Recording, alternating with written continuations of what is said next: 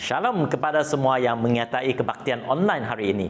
Kami di Hope Sparrow senantiasa bersukacita atas penyertaan anda, dan jika anda bersama kami online secara live dalam FB, sila typekan lokasi anda saat ini. Dalam seri Tak Terhalang minggu lepas, Saudari Mina telah berkongsi tentang bersemuka dengan Tuhan. Saya harap anda masih ingat tentang bagaimana Rasul Paulus bersemuka dengan Yesus ketika dalam perjalanan ke Damsyik. Setelah itu, Rasul Paulus mengambil langkah untuk mengubah cara hidupnya sesuai dengan rencana Tuhan. Saya pasti bahawa anda juga dapat bersemuka dengan Tuhan dan melangkah ke dalam rencana Tuhan dalam hidup anda. Hari ini, kita akan melihat firman Tuhan di Kisah Para Rasul 12, 1-24 dengan tajuk Mengatasi. Kisah Para Rasul mencatatkan kelahiran gereja awal dan bagaimana banyak orang ditambahkan ke dalam kerajaan Tuhan. Walau bagaimanapun, terdapat masalah penganiayaan yang teruk, tetapi gereja dapat mengatasi penganiayaan masa itu dan gereja terus berkembang dalam jumlahnya. Bagaimana cara gereja mengatasi penganiayaan masa itu? Mari kita lihat di dalam firman Tuhan, dan saya pasti bahawa hari ini kita dapat juga belajar untuk mengatasi penganiayaan yang ada dalam hidup kita. Amin. Mari kita baca di Kisah Para Rasul 12. Kita akan baca ayat 1-7 dan ayat 24. Dan anda boleh membacakan keseluruhan bab 12 dalam masa sendiri. Kisah Para Rasul 12, 1-12. Kira-kira pada waktu itu, Raja Herodes mulai bertindak dengan keras terhadap beberapa orang dari jemaat. Ia menyuruh membunuh Yakobus, saudara Yohanes, dengan pedang. Ketika ia melihat bahawa hal ini menyenangkan hati orang Yahudi, ia melanjutkan perbuatannya itu dan menyuruh penahanan Petrus. Waktu itu hari raya roti tak beragi. Setelah Petrus ditangkap, Herodes menyuruh memenjarakannya di bawah penjagaan 4 regu, masing-masing terdiri daripada 4 prajurit. Maksudnya ialah supaya sehabis Paskah yang menghadapkannya ke depan orang banyak. Demikianlah Petrus ditahan di dalam penjara, tetapi jemaat dengan tekun mendoakannya kepada Allah. Pada malam sebelum Herodes hendak menghadapkannya kepada orang banyak, Petrus tidur di antara 2 orang prajurit, terbelenggu dengan 2 rantai. Selain itu, prajurit-prajurit pengawal sedang dikawal di muka pintu. Tiba-tiba, berdirilah seorang malaikat Tuhan dekat Petrus dan cahaya bersinar dalam ruang itu. Malaikat itu menepuk Petrus untuk membangunkannya, katanya, "Bangunlah segera." Maka gugurlah rantai itu dari tangan Petrus. Ayat 24. Maka firman Tuhan makin tersebar dan makin banyak didengar orang. Amin. Mari kita berdoa. Terima kasih Tuhan untuk penyertaan-Mu dan perlindungan-Mu dalam hidup kami. Siapkan hati kami bersamaan kami mendengarkan firman-Mu. Urapilah hamba-Mu yang akan menyampaikan firman-Mu. Biarkan Engkau yang berbicara kepada kami melalui hamba-Mu. Dalam nama Yesus. Amin. Buku Kisah Para Rasul menulis tentang kelahiran gereja awal.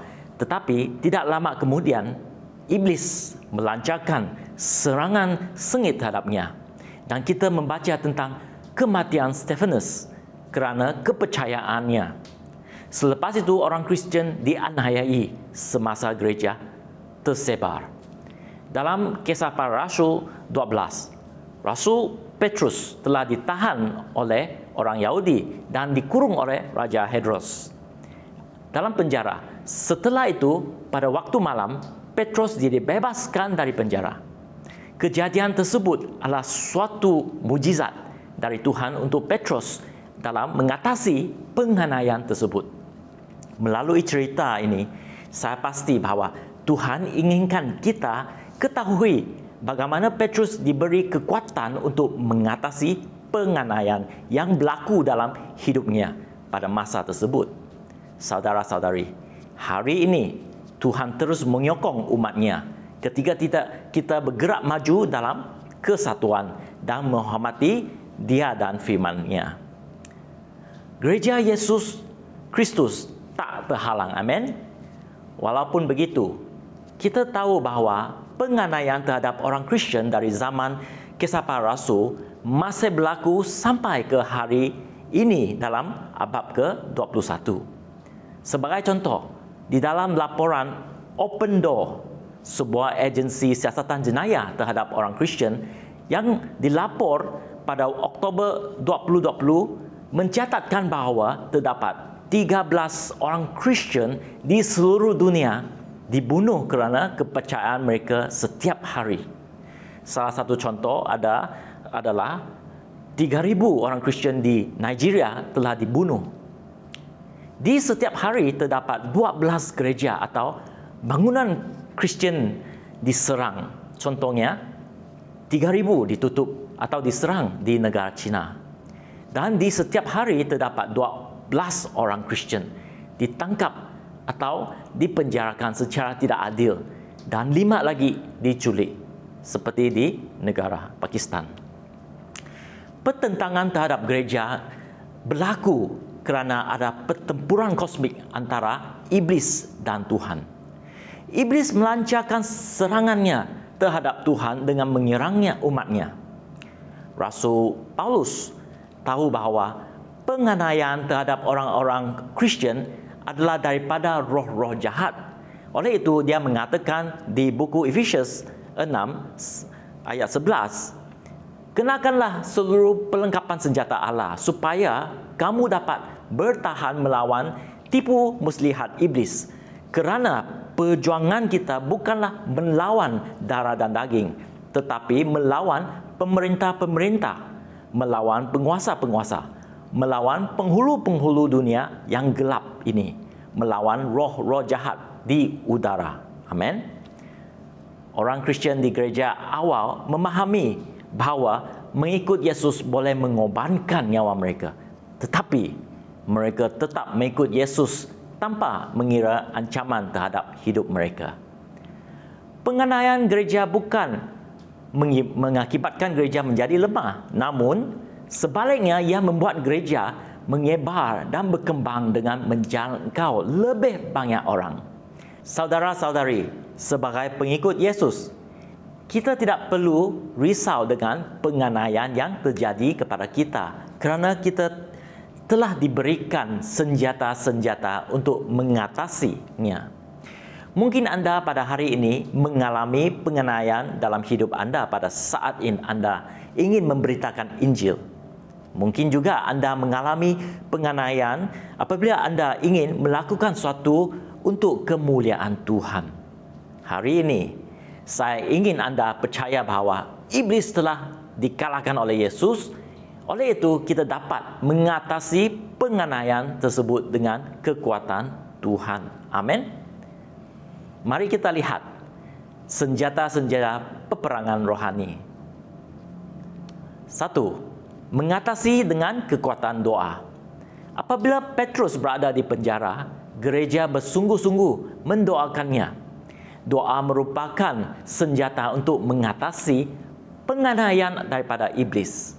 Saya percaya apabila mereka berdoa kepada Tuhan dan meletakkan kepercayaan mereka kepada Tuhan untuk mengusirkan kuasa-kuasa iblis. Yesus mengatakan di Matius 17, kerana kamu kurang percaya sebab aku berkata kepadamu, sungguhnya sekiranya kamu mempunyai iman sebesar sebiji sesawi saja, kamu dapat berkata kepada gunung ini, pindah dari tempat ini ke sana, maka gunung ini akan pindah dan takkan ada yang mustahil bagimu. Jenis ini tidak dapat diusir kecuali dengan berdoa dan berpuasa. Amin. Dalam Matius 17, murid-murid Yesus mencuba sedaya upaya dengan kekuatan mereka untuk menyembuh seorang budak dari penyakit ayan, tetapi tidak berjaya. Lalu mereka membawa budak itu kepada Yesus, dan Yesus mengusirkan iblis yang merasuki budak tersebut dan dia disembuhkan. Perhatikanlah apa yang Yesus katakan kepada murid-muridnya. Yesus mengatakan bahawa mereka harus percaya kepada kuasa Tuhan. Bahawa Tuhan mampu menyembuhkan, maka mereka dapat mengalahkan tentangan yang besar melalui Tuhan, dan ini terjadi apabila mereka berpuasa dan berdoa. Amin. Bukan sebesar iman kita, tetapi sebesar Tuhan kita. Amin. Yesus mengalahkan mereka berpuasa dan berdoa apabila mereka ingin mengalahkan kuasa-kuasa iblis. Dan Yesus memberikan contoh kepada kita semasa dia berada di padang gurun. Dia berpuasa dan berdoa selama 40 hari. Dan pada ketika itu, Yesus mengalahkan cobaan-cobaan dari iblis. Saudara-saudari, saya sendiri juga pernah mengalami penerobosan apabila saya berpuasa dan bersungguh-sungguh berdoa. Pengalaman saya pada ketika itu, apabila berdoa, saya meletakkan iman saya kepada Tuhan dan meminta campur tangan Tuhan dalam situasi tersebut. Saya tidak berputus asa dan terus berdoa sampai suatu ketika Tuhan menjawab doa saya dan ada penerobosan yang berlaku. Dan pada ketika itu, saya merasakan damai sejahtera di dalam hati saya. Di Kisah Para Rasul, kita membacakan bagaimana Tuhan respon terhadap puasa dan doa jemaat-jemaatnya.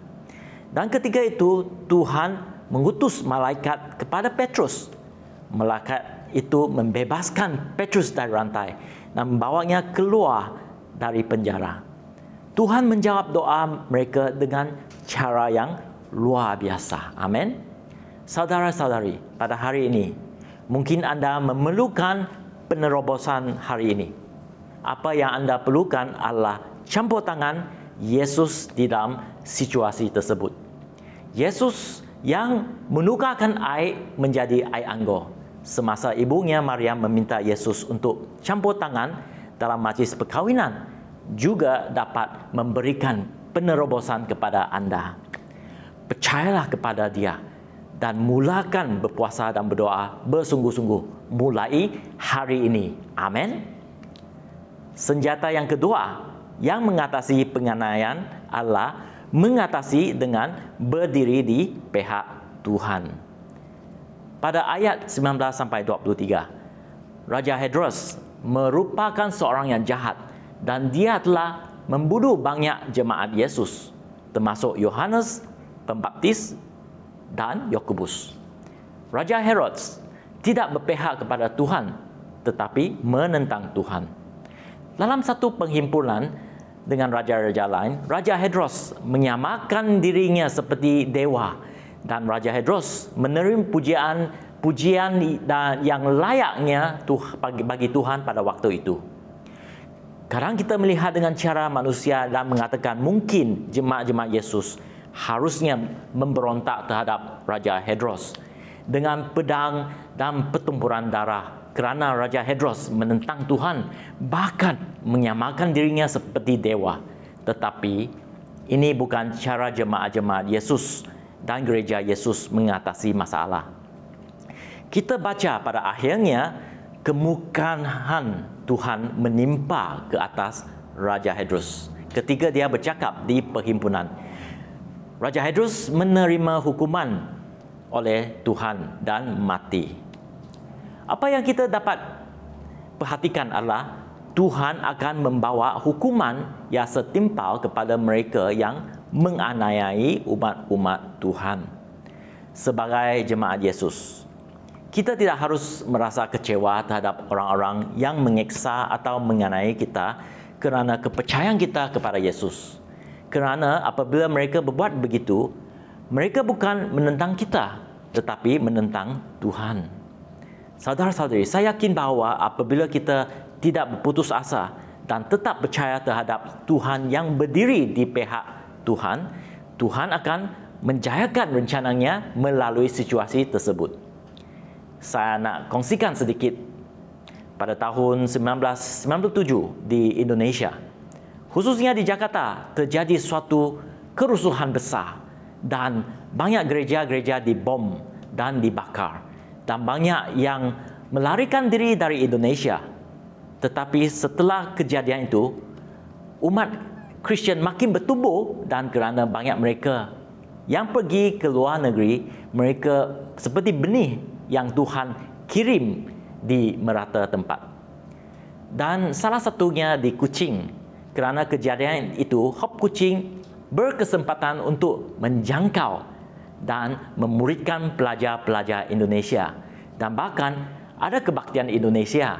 Dan dari benih-benih tersebut, mereka kemudian pergi dan membawa Injil kembali ke Indonesia. Dan ada yang ke luar negara untuk menubuh gereja dan memberkati gereja-gereja lain. Amin. Kerana itu, saudara-saudari, saya percaya apabila kita berdiri di pihak Tuhan, tidak ada sesiapa pun dapat melawan kita.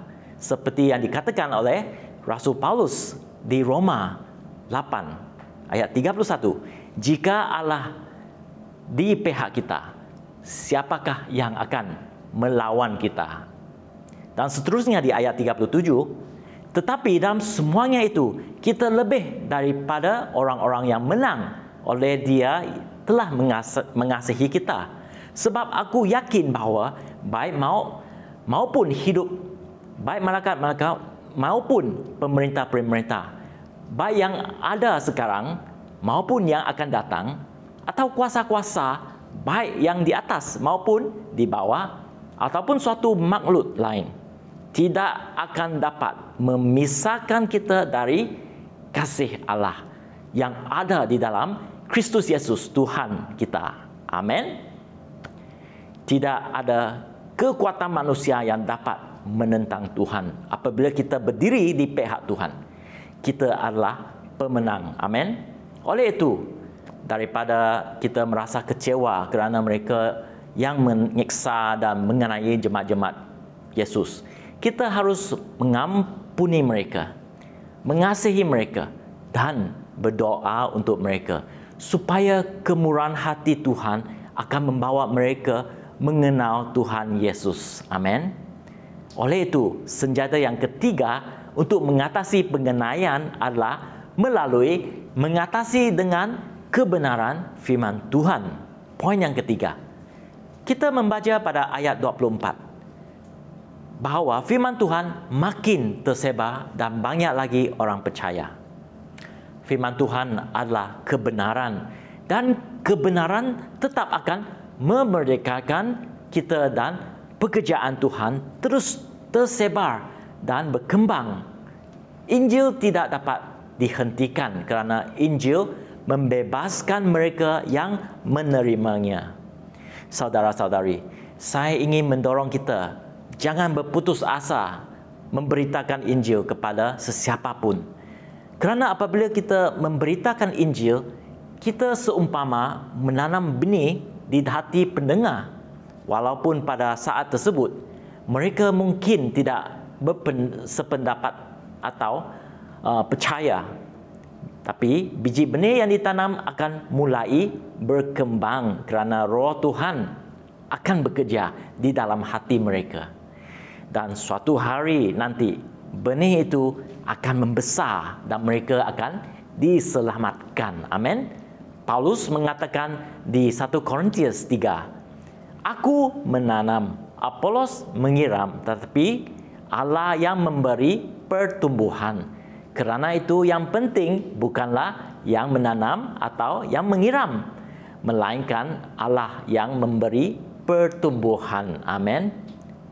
Ada banyak daripada jemaat-jemaat gereja yang kita kenali, pada suatu ketika mereka juga dimaki, diseksa dan menghadapi penganiayaan daripada saudara mara dan keluarga mereka apabila mereka mengenal Yesus. Tetapi dengan doa dan teladan yang baik dan kasih yang ditunjukkan dari mereka, Walaupun menghadapi penganiayaan, banyak daripada keluarga mereka pada hari ini telah mengenal Tuhan dan bersama-sama melayani di gereja kita. Amin. Kesimpulannya, saudara-saudari, Yesus pernah mengatakan kepada kita di Lukas 9 bahawa anak manusia harus menanggung banyak penderitaan dan ditolak oleh tua-tua iman-iman kepala dan ahli-ahli Taurat, lalu dibunuh dan dibangkitkan pada hari ketiga. Katanya kepada mereka semua, setiap orang yang mau mengikut aku, ia harus menyangkal dirinya, memikul salibnya setiap hari dan mengikut aku. Amin. Penyiksaan, penganiayaan dan pertentangan terhadap Injil dan rencana Tuhan tetap ada kerana semua itu perbuatan iblis. Ada kalanya kita akan mengalami penganiayaan, tetapi pada saat tersebut haruslah kita bersamaan dengan Yesus memikul salib dan menyangkal diri kita. Apabila kekuatan jahat berusaha menekan kerajaan Tuhan, umat Tuhan boleh mengatasinya dengan kekuatan doa, berdiri di pihak Tuhan dan menyatakan kebenaran Tuhan. Amin. Mari kita berdoa bersamaan dengan muzik bermain. Amin. Mari kita tutup mata dan memfokuskan hati kita kepada Tuhan. Biarlah Roh Kudus melayani setiap kita dimanapun kita berada. Serahkan segala cabaran dan kesesakan dalam hidup dan hati kita saat ini. Dan kita mahu berdiri di pihak Tuhan dan mengisytiharkan janji-janji Tuhan dalam firman-Nya untuk menjadikan kita lebih dari pemenang.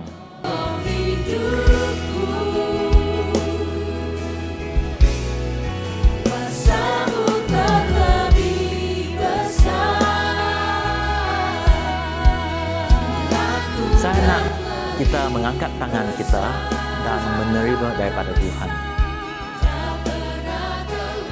Bapa di syurga, terima kasih untuk firman-Mu yang menguatkan kami pada hari ini.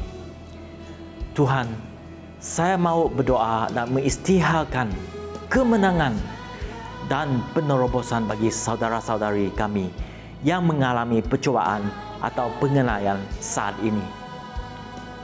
Saya berdoa agar mereka tetap kuat dan berdiri di pihak Tuhan, berpegang pada iman mereka dan dapat merasakan hadirat dan penyertaan Tuhan dalam setiap langkah hidup mereka. Kami juga mahu berdoa bagi gereja-gereja di dunia yang mengalami penganiayaan saat ini. Kuatkan dan lindungi mereka, walaupun banyak cabaran dan penganiayaan yang terjadi pada saat ini. Dan Tuhan, jadikan kami gereja yang kuat dan bertumbuh seperti gereja mula-mula. Dalam nama Tuhan Yesus, kita katakan Amin. Terima kasih saudara-saudari kerana menyertai kami di kebaktian minggu ini. Semoga Tuhan menyertai anda di mana-mana anda berada. Kiranya kalian ingin memberkati kawan-kawan anda, sila sharekan video ini dengan mereka. Amin. Jumpa lagi di minggu hadapan.